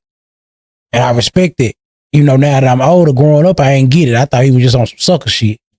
No. But now that I'm older, I mean, I get it. Shit, at least you was there you know what I'm saying? Yeah, you wasn't there physically, but financially, you made sure I was straight. And that's a lot more than a lot of niggas' daddies do. So, I mean, I get it, but it took some counseling. It took some just me who just want to be a better person. But like I say, everybody's journey different. Like I say, it all comes to accountability. And it's a hard pill to swallow. I mean, we want to see people do better. We want to do better, but we ain't gonna. I mean, it's too fucked up, bro. It is. It's really too fucked up. The only way we can reverse it is just us as men now. Is just we just got to start preaching a different gospel. Yeah, and Yeah. That's it. That's all I want to say. You got to preach a different gospel. And I'm gonna tap back at what you said about the nurturing of the mama. Yeah. So Dominique is the same way. So when me and Messiah at the house, I don't touch nothing. Yeah. That's from brushing his teeth, bathing, cooking his own, you know what I'm saying, making his own food, everything, you know what I'm saying? That's me. Same. I'm the same way. Yeah. If I could, boy, I'll let you go outside and mow the yard by yourself. Boy, I was on it today. You know what I'm saying? But I know, because you gotta ride, I'm on a push mode. Oh, You yeah. gotta push it, but I don't want no freak accident to happen. Someone come back and kick you in your face, you know what I'm saying? I get you. But back though, his mama won't let him do nothing. Mm-hmm. He can't brush his teeth by himself. He can't cook. He can't go get no grapes out the refrigerator by himself. He can't do nothing by himself with us. Yeah. But I be like, man, stop. You know what I'm saying? That's us. He can't, you know what I'm saying? Stop doing it to him. You know what I'm saying? Because now, bro, he was so bad. He had his auntie pulling the skin off his chicken nuggets. Oh, come on, man. And so this bro, this how wild it went. So when she was doing it, Messiah said that my nanny do it. She backdoored and did. I said, we're gonna stop there right now. You can either bite this hard nugget. You can either bite this nugget or we throwing it in the trash. You're not eating it. I'm not doing it, bro. Well, I mean, like I say, sometimes it got to do. I mean, it's fucked up. I mean, I ain't gonna lie, I'm spoiled. My mama cut my meat for me. I expect my old lady to cut my meat for me. You gonna cut this steak up? You gonna cut this steak? But I see what you saying though, Flip. But you gonna cut this steak? I can't judge our wives for the way they love our children, bro. But I'm not. So this is why I'm not judging. I want you to give them all the love because you're showing him what a woman is supposed to look like when you meet her. Okay. You know what I'm saying? Because some people, I'm the one who's gonna balance that. You not gonna get soft. Yeah. You know what I'm saying? You're not gonna tip the scale and become your mama. You're me. She's just showing you what love and affection is. Oh yeah, she putting that in you. Step outside, you know how you supposed to be catered to. And I'm not saying that you're supposed to go out and look for your mama, but you understand what love, what being loved is. You know what I'm saying? So when you go look for it, oh yeah, this is love. You know what I'm saying? But did you get that as a child? No. So how did you find Dominique? And she's the good Dominique like shit. Swear to God. When me and Dominique was together, our first little years, Dominique like shit. Okay. I was always a gentleman. I knew how to act. How did you find it attract her though? Out of all the women, huh? A personality. No. I'm not saying what attracted you to her. How did she become attracted to you if you weren't given that same love and affection while you were a child? See, that's the difference though. When we was doing love and affection shit, you know what I'm saying? I was the person that she wanted me to be. You know what I'm saying? I was the stand up, I was player, you know what I'm saying? I was here for you know what I'm saying? There's any female I talked to, you know what I'm saying? Even the females that I was talking to when I was talking to her. Yeah. I treated everybody with respect, and if you didn't have a boyfriend, you could damn near visualize me as your boyfriend. Yeah. I'm doing everything boyfriend material, but I got you. I'm not claiming you. I'm not your boyfriend. But in her, she was different. You know what I'm saying? She working. If it's me, she jumping. You know what I'm saying? She jumping out the building. This is at a young age. Like I said, my mama told me, you know what I'm saying? We said in the last podcast, my mama done always told me to look on the inside. You know what I'm saying? And then I read a lot years ago where they said, damn, your ass, Joe. Yeah, they said, hello? They said, they said, hello? We can wait on it. Hello? What's up? Okay. My bad. No, you good. But yeah, damn, I got lost. You was talking about, the love and affection. You said, I wasn't your boyfriend, but okay. Yeah, so your mama told you. I heard, my mama told me that I would look on the inside of a female. Yeah, there you go. So when it came to you know what I'm saying, a dude told me this is years ago before he even hit the internet. Go for the woman that actually like you, bro. Agreed. I just talked about this shit today. Yeah, no, so I caught that shit. I was just talking about this shit today. I caught that shit like right after high school, you know what I'm saying? Like I was either leaving school or right outside of school. And don't get me wrong, it was girls that actually fuck with me, you know what I'm saying? Like every girl that's been around me, they actually rocking with me. But they also out here getting active. You know what I'm saying? But they fool with me the most. Yeah. But you showing me the way I can see it. If I can see it, like I told you at the crib, if I can see it, that's when my problem come in. Yeah. If you can hide it and you good at hiding, yeah, and I'm happy, bro, it's you. Yeah. You know what I'm saying? Because you're not, in my eyes, you know what it takes to respect my peace. Facts. You know what I'm saying? That's so important. Exactly. And you respecting my peace, you know what I'm saying? You sticking around when I know what I'm saying, I'm messing up, and you know what I'm saying? I don't know what you doing. You know what I'm saying? I'm gonna keep saying, I don't know what you doing in the dark. But you keep it so player that I'm not gonna go search for it. Yeah. You know what I'm saying? So I agree.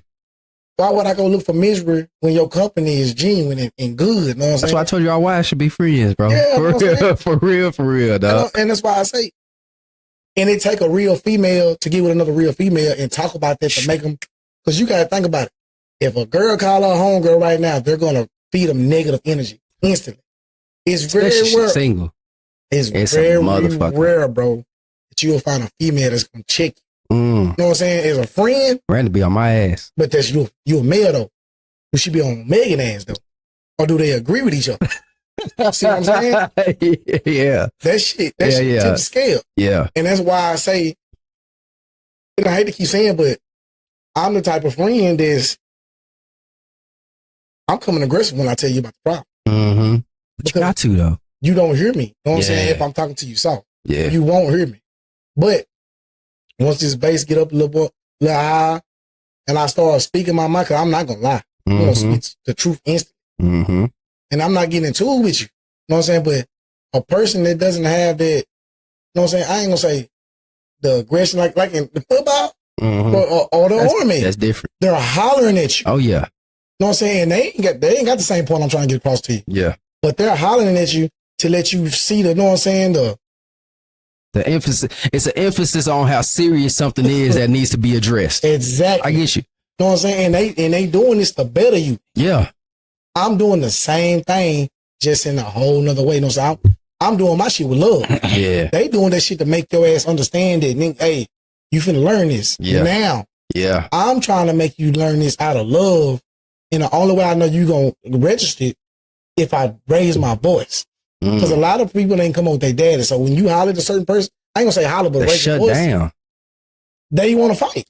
That too. They shut down. People shut down though, bro. You know what I'm saying? That's just like, I had a partner, you know what I'm saying? And I told him in a certain situation, like, hey, if you ain't got it like that, bro, hang back. Yeah. He took that as, you watching my pockets. No. That's a whole different situation, bro. Nah, bro. Stop trying to stunt, nigga. Keep it up with the Joneses and shit. I'm genuinely telling you, bro. Hey, let's chill, fam. Let's get back later on. On top of that, we still ain't about the wedding shoes. We still ain't that. You know what I'm saying? It's still shit that you got to pay for. And then you finna say, you finna go spend this. Yeah. I'm gonna be a rip out and telling you now, bro. Because why would you come here and it's still shit you got to take care of? Facts. I'm not getting into it with you as a, you know what I'm saying? I try to be real with you on the same level. Like, I try to keep it as low key as possible, but you took it as, I'm trying to treat you like your father. No, I'm telling you the logic thing to do. Try to lecture him. As a human being, bro, the right thing to do was, I need to chill. Yeah. Get this shit right here. Why would I go spend this money in your face? I know I got to take care of this. Yeah. But instead, you saying, no, nigga, I want a ball. Yep. But what you got going on? Yep. I'll handle this shit when I get back. And if I don't get it, nigga, I'm going to just put on whatever the fuck I want to put on. See, that's, you know what I'm saying? I got partners like that too, bro. And it's so weird to me. And not just partners. I know females like that it's like, I had to tell my wife about that. And it's not, our situation, but when me and my wife got married in Jamaica, you know what I'm saying? And of course I invited my partners and my wife invited her friends and whatnot. And we invited our family. Now I knew a majority of my partners wasn't going to be able to make it. But of course I'm going to put it out there. And if I see the life that you have going on, like I had partners with multiple kids with multiple women. I had partners with no kids, but they didn't have money either. So I'm like, hey, this is what we're doing. Bro, please don't feel pressured to come to this just because you're my boy. But I want to put it out there to you so you know that, hey, I fuck with you. You really my homie. I would love for you to be there, but I don't want you to feel pressured to be there. If you can't be there, you still my partner the next day. But I had partners like, yeah, bro, I'm gonna be there. I'm gonna do this. I'm gonna do that. But I know you living paycheck to paycheck. You can barely afford the pack of cigarettes you buy every fucking week. Like, nigga. And I'm trying to tell you something before you even exposed it. Yeah. I see it. Come on, man. I'm trying to, but you don't take it. You know what I'm saying? A lot of my partners took it as me trying to lecture them. And that's why now I listen. I've become a great listener. I listen to a lot of my people's problems. And my pops told me I gotta stop that. He like, you bearing all these people's problems. You always listen. But I don't feel like I do carry it. I feel like I listen, then I let go. Cause I used to carry it. And I used to be like, damn, how can I help this person in this situation? But then it became, I can't carry this shit because this is starting to weigh down on my life and my relationship to where I'm talking about it with my wife, not saying names, but I'll be like, man, babe, I got this partner that's going through this. And I'll be like, damn, why am I bringing their situation into my relationship? You know what I'm saying? Like, so I learned that's called, only certain people call you to dump their problems on you. Yeah, bro. They won't call the next friend. Yeah. Dump it. They only call you. I know it. Because where your energy is, I know it. They feel like you can take a couple notches off your energy. And then on top of that, not only will they tell you about their problems, but they will want you to uplift them to get your energy off you. Oh yeah. And they're gonna dip off on you. Have you had people, like you just said, they would call you to dump your problems? I've had, and especially, I guess since I'm a trucker, so people would literally, bro, if you look through my call log, it can go from midnight to midnight with phone calls every hour from a different person with different problems. And they always know that I'm up. So they would bring their problems to me, but they would never call to be like, hey bro, what's going on with your life? Yeah. And never clicked for me. Joe would call, like, bro, you all right? That never clicked for me though. Yeah, because I remember at one point in time I call you, you would think I want something, like, nigga, I don't call you because I want nothing. I'm what's going on with you, dog. Yeah, because like I say, bro. Yeah, I used to be that friend that, now see, what's crazy is that person can get used up. Like a motherfucker, Joe. I used to be that friend that'll call you and ask you how you doing and what you got going on. That's me. I'm at that point now in life, I don't call you and ask you how you doing. See, I stopped it. I don't give a damn what you got going on, be honest. And see, I'm at the point now, you got really 5 seconds when I answer that phone to tell me what you want. Yeah. Or I'm gonna get out there, I'm gonna get out that phone quick. I'm gonna answer, hey, what's up? You get the playing too much, I'm gonna call you back. Yeah. And I'm never calling back. Because and then I said that's what life gave me. Yeah. Because I used to be that friend that call you and ask you how you doing and what you got going on. Yeah. I hate to say it, I'm that friend now. I'm not calling you and ask you how you going on. I'm only gonna call you if I want something or if it's important.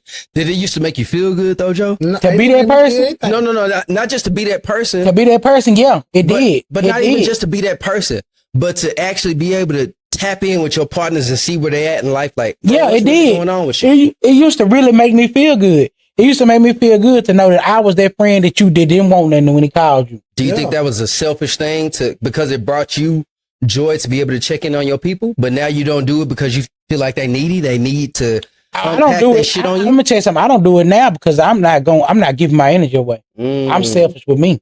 I care about me. Okay. Because now I look at it like you're not going to bring me down. Yeah. Because I understand it. I understood back then. I didn't understand me. Yeah. I didn't understand that I took in how people felt. That when you call me, when I call you and I ask you how you doing and you tell me all this bad burdens, I didn't realize that I took that with me. Yeah. But then it came to the point when I started realizing it's fucked up and if people don't understand it, I don't like to talk about it because I understand that people don't have that spirituality that I had. Yeah. I live from a different standpoint. Yeah. I carry myself in a different structure. I carry myself out the spirit realm. So I understand that your demons can become my demons. Like a motherfucker. And I didn't understand it at one point. Yeah. So now that I'm in tune with that realm and in tune with myself, I don't want to ask you how you doing. Because unfortunately, I don't want to hear I don't want to know if you're not doing good. Is it like that with everybody though? Yeah. I treat everybody the same. Yeah. I treat everybody the same. It's not purposely. It's not purposely. It's not personal. I can understand. I don't take that. I don't go to sleep thinking that. And it's bad. I will say that I do feel bad about being like that. Yeah, you do sometimes. Because there's sometimes when Flip call me, I be thinking Flip gonna want something sometimes. And I know he don't. I know he don't. I don't understand how you. The person who just people around you. The person who just called me, I know they don't have no bad intentions with calling me 3 times in a row like that. Yeah. But you hear I answer, what's up? Like, what you real want? quick. She caught on quick. I'm call you back. Yeah. Because you already know. I didn't text you and told you I'm busy. But it's like that with your mama too? Yeah. Really? Yeah. It's like that with everybody because I treat everybody equal. Yeah. I don't get nobody the benefit of that. So I don't. And that come from trial and tribulation. That come from life. Life handed me that. I used to be that person that, like I say, when I called you, I genuinely wanted to care about how you was doing. Agreed. I'm at that point now to where if your ass ain't dead, I know you're all right. Yeah. Damn. That's how I am now. I just look at he ain't dead. Everybody got problems. So why do I need to put your problems bigger than his? I agree with that. So that's why I be looking at it like, I'm not going to call you and ask you how you doing because if you need to talk, just call me. But get to the point. Yeah. You got 5 seconds. You got 10. Yeah. I give you 10 seconds to tell me, hey, I need to talk. Yeah. If I call you, you going around a bunch of bullshit and going in circles, and get off that phone. I agree. We're not sitting on that phone like that because you're not finna take my energy. It's to protect. Yeah, you're not finna take my energy. Like you can't call me. Let me tell you something. You can't call me with no tea. Yeah. Don't ever call me thinking you gonna tell me what's some drama. I called Joe the other day and we was on the phone probably 5 minutes. Yeah. It was funny when he called about that. It was funny. It was straight to the point. He got to the point with it. Yeah, if he would have too long, I would have got that phone. I had a real question.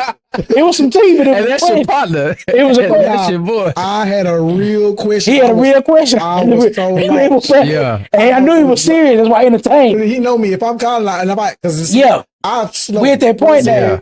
So if I ask a question, bro, it's gonna be funny as fuck, but I'm dead serious. I knew it was serious, so I had to entertain it. But anybody else would have called me with that, I'll click. I would have hung up on it. I'm gonna call you back because I'm at that point in my life to where I'm protecting me. Yeah, and that's because I gave so much of myself away. I used to be that friend that you can call me, you can going through hell. That's you me. Call me, I'm gonna sit there and listen to what you're going through. I'm gonna try to give you advice through it. That's I'm gonna try me. to talk you through it. I'm gonna try to talk you off that ledge. Now I'm at that point now. If you want to jump, motherfucker, jump. Damn, Joe. But listen, though, jump. I ain't gonna tell you to jump, but if you want to jump, jump. Because at the end of the day, and it just became. And like I said, I'm not trying to jump. But it just became to the point to where I wasn't taking care of myself. See, now that's why I got like that. That's where we differentiate. Yeah, I'm taking care of myself. See, I wasn't. I'm so okay. I wasn't. I wasn't taking because I was the kind of person when you call me, everything I stopped. It's on to you. It was on you. Meaning my mama could be in the hospital finna die. And I'm listening to everything you got going on. That your mama finna die. Fuck my mama. Yeah. Exactly. Fuck my mama. I don't care about it. Your mama finna die. Even though I'm going through something. I'm not going to even bring it up. I hear that. You could call me and tell me, hey, my license got cut off. I'm going through this and that. But I just had a wreck and broke my leg. I never told you my leg was broke. All I did was you didn't have a chance to though. But I never wanted to. I never even gave you. I never put that energy on you. Yeah. Because all I cared about was how you felt. I agree with that. And I had to. What it took for me is having to realize that at the end of the day, people care about them. They don't care about me. Boy. So why the fuck I'm gonna care about you like that? And I don't mean it personal. And like I say, the people who still in my life is the people that respected it. Yeah. The people who didn't respect it, they no longer in my life. So they not. The people who didn't respect that energy that I'm giving now, they don't call me no more. They don't text me no more. They don't check on me. My shit done slowed down too. My shit didn't slow down since I started putting this energy out there. Yeah, my shit done slowed down too. My shit didn't slow down. I get 2 calls a day. If that. But check this out. The calls. Check this out. I got one person call. You haven't met the level that we talking about. Like you headed there. I hate to tell you that. You headed there. I don't know, Flip. The reason why I say you headed there is because you're still willing to open up.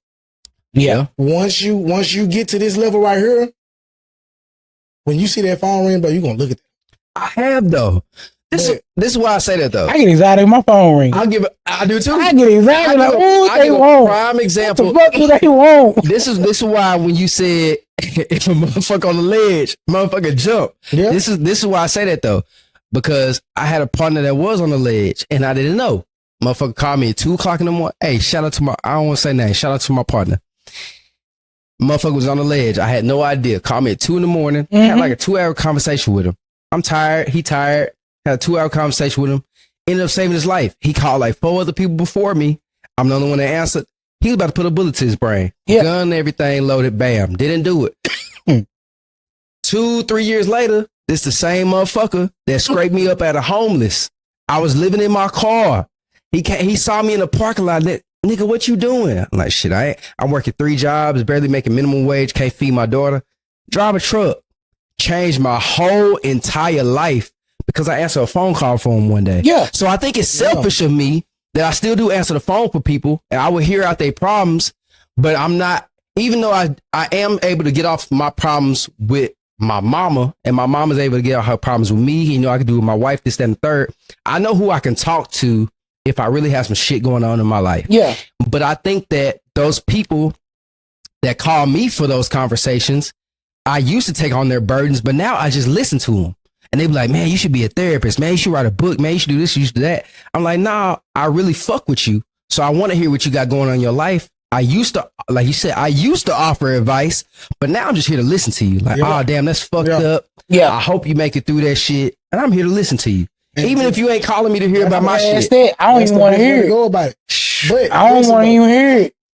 I'm gonna take you down the road. I don't want to hear it. Don't call me when you stressed out. So listen, bro, I used to go help. And when you call me, it's problem. That shit crazy. I would coach you. I ain't gonna say coach. I would talk you through your problem. The same shit. To where you feel better. Yeah. You're gonna call me the next day, tell me about your problem. You're gonna call me the next day, tell you about your problem. Ain't shit changed. When you start feeling better, the phone call stop. Mm-hmm. Then on top of the phone call stopping, now money is involved. Fuck no. No. I'm saying like if you need help, you know what I'm saying? I've always been that nigga since I was a teen. Same. I've always been able to help. Same. So when I reach out and I help, you know what I'm saying? Help. You know what I'm saying? You a crutch. But the moment that's right, that's exactly how I started looking at it. Motherfuckers would treat me like a crutch. I ain't gonna cut y'all. Oh, you good. Yeah. But nah, what I'm saying is the moment that my position in life changed, and I'm not able to offer this on the table or get you to your party level in life. And then them calls slow down. You know what I'm saying? Not only the calls, the house is clear. The phone calls stop. The hey, what you doing stop. The hey, where you been stop. It's more, oh damn, I ain't seen you in a minute. Damn nigga, we was just hanging every day. For real. But the moment I stop putting this shit for you to get your joy in life on, or I stop giving you this money to do XYZ. They're dependent upon you. Know what I'm saying? Yeah, just it's all you was using me. Know what I'm saying? And like I say, I ain't tripping on the user part. Like I say, I've never been blind to how I've been treated. Yeah. Whether I spoke on it or not, I've never been blind to it. I just ride with the punch. Yeah. Because at the end of the day, I got to control the outcome of the situation. What came from me is that I started realizing when I felt used, I realized I was the fool. I was the fool when I got used. Because I always knew when you was doing some shit. Yeah. I let you do it. Yeah. So I took myself out the equation. So now you ain't got that opportunity to make me feel like I'm the wrong one for letting you do what you want to do. For real. What I did, and I dealt with a similar situation. A good friend of mine, I look at her as a sister. Yeah. Was going through a real traumatic point in her life. And she called me and told me how she was feeling. Yeah. And she was like, I'm tired. She never spoke with me in that type of tone and that type of energy. You hear that? So I knew something was wrong. There you go. As soon as we got that phone, she attempted suicide. Oh, fuck. Something told me to call her sister as soon as we hung up and said, go check on your sister. Yeah. I don't like the way our conversation just went. Yeah. She went and did that. They were able to save her. The ambulance to come get her together. So I was able to do that. But the whole time, what I thought in that process, I didn't go see her when they got her to the house. I never went to go see her. Wow. I didn't go see her till she went home. Wow. Reason why I didn't go see her is because at the end of the day, you knew better. And you knew you could have called me before you did that. And I showed you I was there for you before you decided to take matters into your own hands. So therefore, that's why I say jump. Do you feel like that's selfish? Yeah. I know it's selfish. I agree. But I looked at it like this. I told you, you knew, I showed you I was always here for you. You chose not to let me be there for you. Not saying that you judged her, because I agree. I didn't judge at all. But I agree that that's selfish that she would want to do that. Yeah. But how do you go about a relationship with somebody where they feel like, hey, this shit just ain't fucking working, I'm going to take my life? What you do is you show them a way of how to elevate yourself. You start operating at a higher level. Once you start operating at a higher level, a person is going to choose to operate at that higher level to fuck with you, or they're going to get left behind. Do you think everybody has that mind capacity? Though? No. And them people who don't, unfortunately, they have to be left behind. And that's why I'm at in life. I've had to leave some people behind. I have too. Does that ultimately, not because I spoke on one earlier, my boy Fat Boy. If push came to shove, that's my nigga to the grave. This is where for me it hurt. Yeah. It hurts every day. Damn. But you know what? It hurt. It hurts that I had to leave you behind. I don't regret leaving you behind. I don't regret it either. What I did is I'm glad you said that. What I've done is I've learned to accept how I feel and respect how I feel.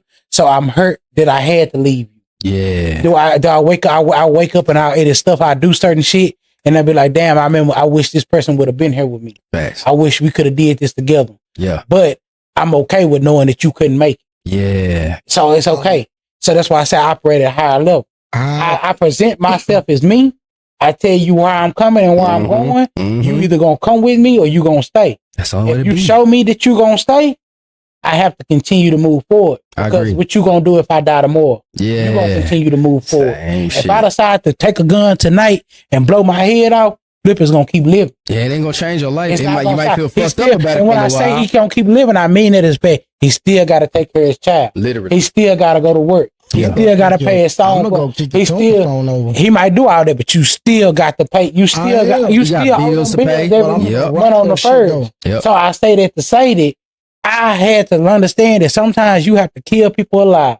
And that's a hard pill I had to understand. I like that. I had to kill some people that's still living. There's some people out here that is still alive. They wake up every day. They're dead to you. They're dead to me. You will never get this version of me. Okay. You will never see the person who I am and the person I became. You will never get to see where I'm going. I'm okay with it. What if that person ends up elevating later on in life? I don't give a damn. Elevate on your own time. You don't bring them back? No. No. Nobody comes back. No, you can't come back. Nobody. You got to sit where you started. Nobody. Choose a side, stay there. You made it. You was comfortable when you made the decision, sit there. You was comfortable when you decided to not ride with me, sit there. Okay, I agree with that point. So I died with you the day that you didn't ride with me when I presented my opportunity to elevate. Treat me like that same person. See, I'm kind of at a crossroad with that now. I agree with a lot with what you said. I know what you're saying. Yeah. I'm kind of at a crossroad now because, okay, speaking on my boy Fat Boy, I got another partner. So they was partners before me and Fat Boy was partners. But now they done fell out. And every year on my birthday, you know, I did my birthday out here in Longview this year. I used to do it out in Fort Worth because my partners wouldn't really travel out here to East Texas. Yeah. I was like, if my niggas ain't really fucking with me to come out here to East Texas, you know what I'm saying? Hey, you got your life, do your shit out there, blah, blah, blah. But they had, you know, a little fucking, I don't even want to call it beef. They had a falling out. But my whole life, I've always been the person to bring people together. Like, oh, okay, even if we got shit going on, it's my nigga Keith, man. We come together for this nigga. You know what I'm saying? So about 3-4 years ago, I go do my shit out in Fort Worth, and I invite one of my partners and another one of my partners, and they was like, hey, if such and such gonna be here, I'm not gonna be there because, you know, I'm like, nigga, we grew up together. Whatever the fuck y'all got going on, that shit don't matter. But he basically said the same thing you said. He was like, that nigga dead to me. I'm like, nigga, that don't make sense. This is the same nigga you used to borrow $1.50 from to get a fucking bag of chips, or used to borrow $3 from to make sure you had something to fucking eat at lunch. How can you say this nigga dead to you when he was sustaining your lifestyle as a child? I say that with respect when I say a nigga's dead to me, meaning that if in a common ground we can do that. You can be cordial. When I say dead to me, meaning that unfortunately I can't live with who you are. I can't live with who I am. The shit I understand do that. Relate you don't understand the mindset I got. Okay. So the person that you knew is dead. Okay. The person that I knew is dead. That makes sense. You are dead to me because I don't know who you are anymore. You don't. When we used to kick out, when we kicked it every day, we smoked weed every day. We smoke weed every day. We chase hoes and shit. We did dumb shit. The person I met now don't do none of that. Yeah. So therefore, the person can't relate. I can't relate. It's dead to me. I understand. And I say that with details to say that no, you're not dead physically. Do I want you to die? No. Do I wish you the best? Yes. Yeah. If I see you in public, I'm gonna talk to you. We're gonna talk. We're gonna chop it up. Cordial How you been doing? What's going on with you? But you, the person that you are not. You dead to me now because I don't do this, and I'm dead to you. I'm okay with it. Do you feel like you have to look over your shoulder for that person though? No, I'm not going to. I'm not because if I gotta look over my shoulder, I'm coming to get you. That's what I was just gonna say. No. The moment if you a problem, I'm gonna handle it. Yeah. So the best thing we can do is be cordial. Do you think this is the best place for you to live? Like, do you feel like you don't feel like you have to look over your shoulder for either one of y'all? Y'all don't feel like y'all have to look over. I say this with all respect. Ain't nobody stupid. And I'm a niggas is stupid.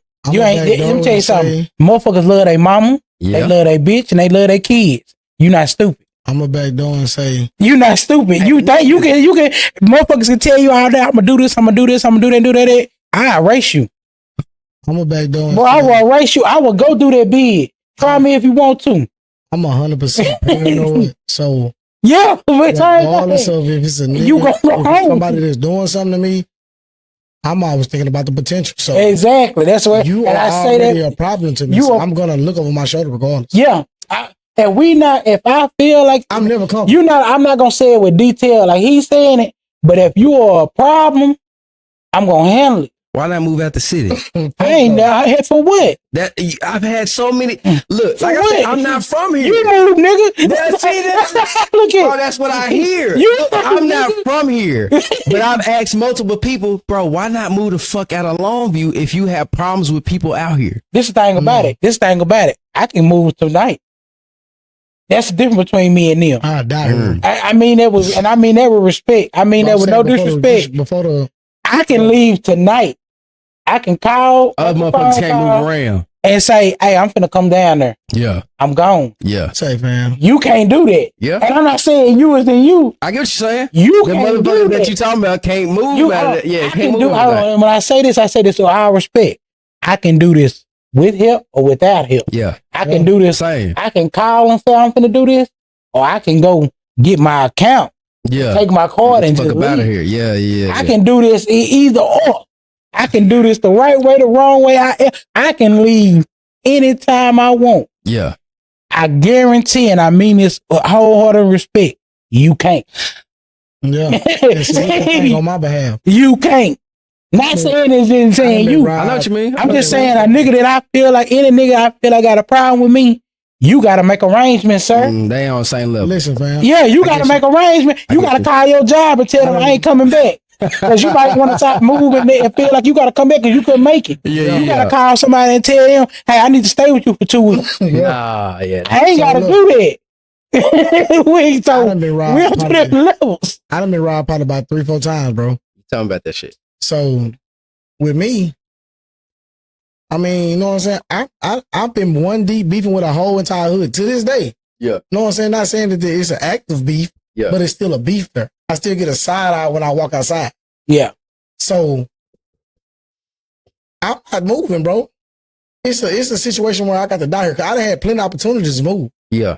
It's not a pride thing or none of it. It's just bro, if you really want to take me out because you just don't like me for no reason that much, or you feel like you know what I'm saying? You have no reason for how you're acting. Yeah. So if you want to come in my home and bother me for no reason, you know what I'm saying? You're unexpected when you come because I'm not doing anything in this nature. Yeah. But you're still side eyeing me when I walk outside. If you see me in public, you're side eyeing me. You're mugging me. Mm-hmm. If you feel like your energy is telling you to come over here and do something, may the best man win. Because I'm not finna move if because you that bad. You think that's ego? Yeah. It's their ego. It's their ego. Because this is the thing, it's their ego. This is how I can speak on that. And like I said, I done spoken on this on podcasts before. Each one of my enemies, bro, I done saw myself take them out 1,000 times in my head. And I'm the type of person I can do. But I also talk to myself and be like, man, in the situation that you're in life, in the situation that I'm in life, it don't make sense for me to retaliate. Yeah, understand. Or it don't make sense for me to crash out. To act on the shit. You know what I'm saying? Before my son was born, I had an old lady, I had a house, I had cars. I'm just saying, before the kid though, I still had our shit going. Yeah. It's never been a moment in life, even as a kid, I've always been a nigga that got my shit together. Yeah. If I wanted to do something, I could do it. Why? Because I handle my business first. Yeah. I'm beefing with some niggas that can't even fucking change their shirt. Shit crazy, boy. You know what I'm saying? If they want to be in a shirt, they gotta go steal their shirt. And I'm not being crazy, boy. But this is back in the times when money didn't really exist in Longview like that. When, you know what I'm saying? It was more jacking. Niggas weren't working or hustling. It was more partying, jacking and all that. You know what I'm saying? It wasn't no everybody getting money. Yeah. It's, man, I'm finna go buy me a Johnson T. I'm finna go do XYZ. Now they buying Louis V. They buying this. They know what I'm saying? It's a new wave now. Yeah. But I've been in that cultural wave for years. For a minute. You're just not understanding why I didn't react. Yeah. Know what I'm saying? You can tell these people outside that you getting money in XYZ, but really, no. You're a person. You're you know what I'm saying? Your parents showing it. Yeah. You're high. You're doing XYZ. I can speak on this. I don't entertain beef with nobody with kids. Why? I wouldn't even. You don't want to write your kids letters. See, you know what I'm saying? I don't know, Joe. Boy, niggas don't care about that shit. You got kids, Joe? Yeah, they do. You got kids? Let me tell you something. No. I don't know, Joe. Let me tell you something. Know, Joe. If me and you fall out, and I say this, if me anybody with a child fall out, you don't want your kid to see you behind their glass. It's some niggas out here who don't give a fuck. My daddy didn't give a fuck. Like I said, my daddy got 3 life sentences, got about 6 kids, bro. Some niggas that don't give a fuck. It's some. Yeah. I'm one of them. It's some that don't give a fuck. But and I'm saying everybody. Yeah. Majority of everybody who fall out with somebody don't want to leave their old lady. I agree. Don't want to live the lifestyle. Okay, I hear that. They don't want to live how they function in life. Yeah. So I look at it like this. You're not going to do nothing. Because you don't want to live. You don't want to lose your. I'm not saying everybody. I'm saying majority. I'm saying now it's certain people when you get into it, you got to take it to them their doorstep. Yeah. Yeah. But majority of people go to work every day. Yeah. Majority of people, I gotta go work tomorrow. I can't do this. But this is what you're not seeing, Joe. I completely understand where you come. Cause I didn't tell you about this. I had a nigga come to my doorstep with a pistol. When I stayed over on Dale Street, when I first moved to Longview, this is 2015. I'm working for a shiesty ass nigga. Won't put no names out there. Y'all might know this nigga. Won't put no names out there. Working for a shiesty ass nigga. And it got to the point where in trucking, you expect to make $900, $1,300, $1,500, whatever the fuck you expect to make a week. This nigga give me $300. I'm like, nah, all right, but I don't know nothing about Longview. Maybe it's just slow out here. Then it's like $150, $200. I'm like, nigga, I got a family to feed. I already got a kid. My wife was pregnant. She had just had a baby. You know, she was just had my daughter. She probably about 2-3 months. I quit this nigga. You know what I'm saying? And he told me I had left my PlayStation, all my clothes, like $100, my GPS. I left my life in that motherfucking truck. You know what I'm saying? Yeah. So when I go back to get my shit, he like, that's my shit now. And he a big D boy out here. Like I said, I don't know shit about Longview, but I had family members that like, hey, that's not the nigga to fuck with. I don't give a fuck about this nigga. You know what I'm saying? So I'm working at another job, and I had told myself, if I ever see this nigga again, I'm gonna make sure I get my shit. I see somebody driving his truck. They park that motherfucker. I'm like, if this gate is unlocked, I'm gonna go get my shit. I go to the gate, gate's unlocked. I said, if this truck unlocked, I'm getting my shit. Truck's unlocked. I get my GPS, I get my clothes, I get my PlayStation. There's cash in there. I leave all the bread there. I'm like, I don't know if this nigga bread, blah, blah. Go to the crib. Bruh, it's like 9 o'clock at night. Knocking at my door. I'm like, who the fuck here? You know what I'm saying? Open the door. It's the owner of the truck. Not thinking shit of it. I'm like, what's up, bro? He like, hey, they caught you on security camera going into this truck, blah, blah. I'm just gonna need that shit back. I like, nigga, that's all my shit. I said, nigga, that's my GP. That's my livelihood as a trucker. I gotta get around the country. I don't know. Yeah. I'm reading maps and shit, but you don't know all the roads you can't go on. $500. You know what I'm saying? I'm like, this is my livelihood. I say, that's my shit. I'm not giving you my shit. This nigga pull a pistol out on me. Like I said, my wife had just gave birth. My daughter like 2-3 months old. I got a fucking 5-year-old in the crib. I got a 4-year-old in the crib and a 3-month-old kid. Nigga pull a pistol on me. I'm like, you gonna kill me at my doorstep when my wife had just gave birth and all this shit, blah, blah, blah. He talking all this shit. He like, nigga, you ain't even worth it. When that situation happened, I was like, damn, even though this nigga know I got kids, this nigga got kids, he thinking of, I might retaliate against him with his kids. So he brought it to my doorstep first. I'm saying that to say, if me and you fell out, you ain't got kids. I got something to live for. But even if I had to live behind that glass, I'm still going to be living to where my kids can see me and you out of here. But I think my kids changed me. Because if I would have had my pistol on me right then and right there when I answered that door, he'd have been dead on my doorstep. This but I didn't expect that. When he pulled that pistol out, this is a scare tactic. But see, I agree because he didn't. And this how I'm looking. This how I'm looking at it. I'm looking at it from this standpoint right here. You did all that to not do nothing. Exactly. That's a scare tactic. But see, this is why I met with it.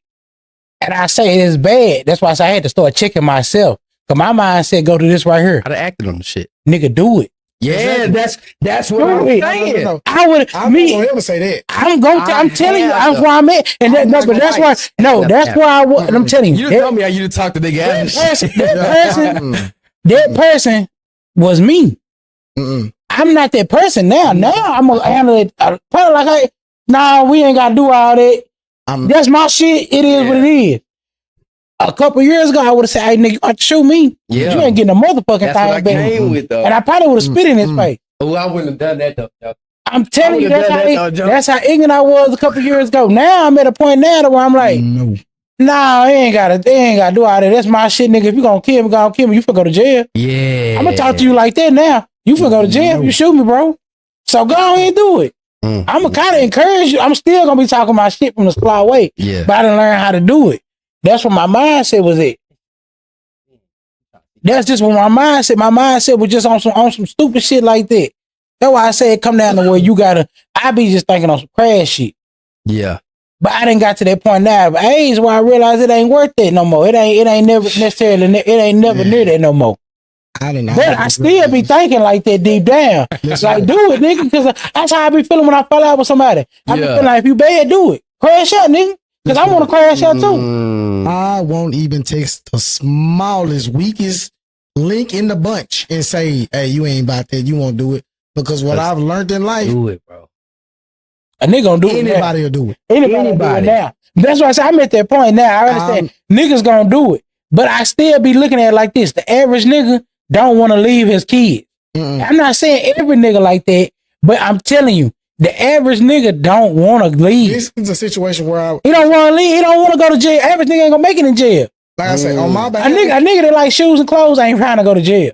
No. I like shoes and clothes. I'm not trying to go to jail. So I'm gonna call your bluff and be like, oh yeah, you ain't really trying to go to jail like that. You don't really want to go behind that fence like that. Yeah. You like hoes too much. You don't want to be in here with a bunch of niggas every day. Yeah. You're not gonna do it. And I look at it like this. And that's why I say, I didn't tell you this. Until I have a kid, I'm really a walking liability. Because I'm gonna tell you to do whatever the fuck you feel like you want to do. Do you feel like you want to and you want to have kids? You feel like, I don't want to say a burden. Do you feel like kids affect your life in a way that you don't want to have children? Do you think they would change you to the point you're like, nah, that ain't the life I'm trying to live? It's a responsibility. I look at it like this. It's based off who I want to be with. I feel like men take advantage of that. That's a whole nother spirit. Okay. Go down. With the lady that you with now. I feel like she don't want kids. Oh. She don't want kids. She said them motherfuckers is ratchet.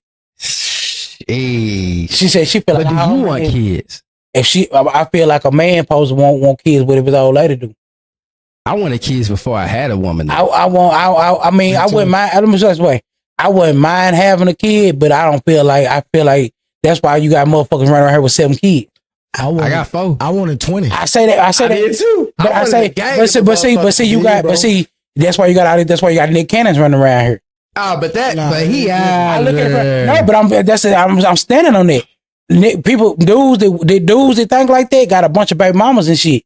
They be like, I want to have a kid. I want to spread myself out there. Nah, I want to be with a woman that want to have a kid. Yeah. If she don't want no kids, I'm not going to give her no baby. No. Why would I want to put a baby in her for make her have to be somebody she don't want to be? Yeah. No. That's fucked up. Yeah, no. And no. I know a girl right now that got a baby that don't want it, but she's a great mother. Yeah. But she don't want it. She never wanted it. She just had to be a parent. Yeah. We and her sat there she was like, man, I didn't want to have no baby, but I got pregnant. I wasn't finna get no abortion. I don't believe in it. But I didn't want no baby. But I got it. So I gotta take care of it.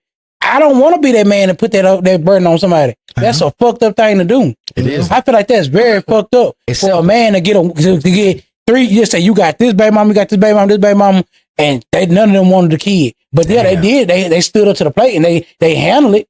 But when you dating women, me who dated women who got kids, I've talked to women, they've told me I didn't want to have a baby. I just got pregnant. Yeah. So I had to step up and become a mother. But at the end of the day, if I had a different decision, I wouldn't have a baby. Yeah. So no, I don't want to be with a woman unless she tell me I don't want to have a kid with a woman unless she be like, I want to have kids. Yeah. Because why would I put that on you?